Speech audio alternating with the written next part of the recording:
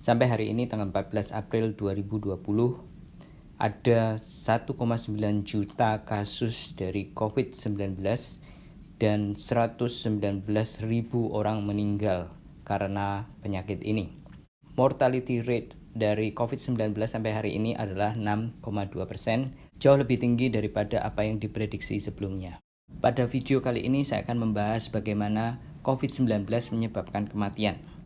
Sebelumnya saya ingin menjelaskan bagaimana paru-paru kita bekerja secara normal. Ini adalah gambar paru-paru seperti pohon. Dan di akhir dari cabang ini terdapat balon yang dinamakan alveoli.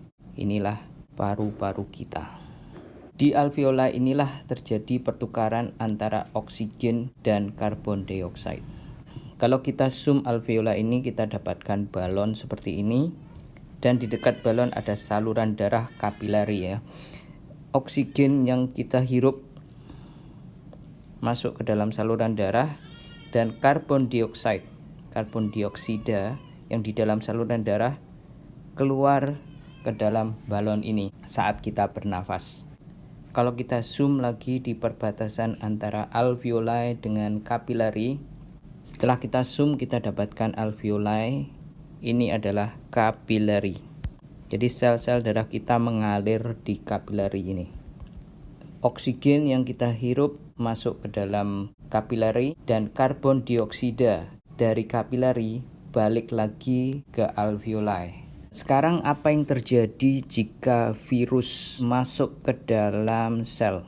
Ya, virus itu benda mati, jadi tidak bisa berkembang biak dengan sendirinya, harus masuk ke dalam sel dan menggunakan mekanisme yang ada di dalam sel untuk berkembang biak dalam jumlah besar, dan virus ini juga bisa menyebar ke sel-sel berikutnya. Dan dalam jumlah besar, virus ini bisa menyebabkan radang, infeksi, dan juga dapat merusak sel-sel yang terinfeksi.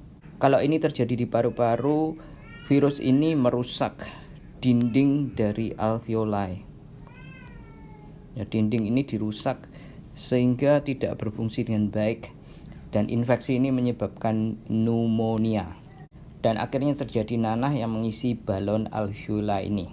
Jadi yang dulunya diisi oleh udara, sekarang diisi oleh cairan, dan cairan itu adalah nanah.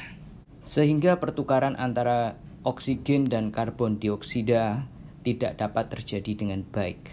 Pasien merasakan sesak nafas. Kalau sebagian besar dari paru-paru ini sudah terisi nanah, maka pasien akan terasa seperti tenggelam di dalam air. Jika tidak ada intervensi, hal ini dapat menyebabkan kematian.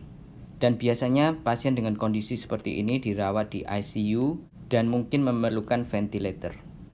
Inilah yang dinamakan pneumonia. Sekarang balik lagi ke alveoli dan kapilari.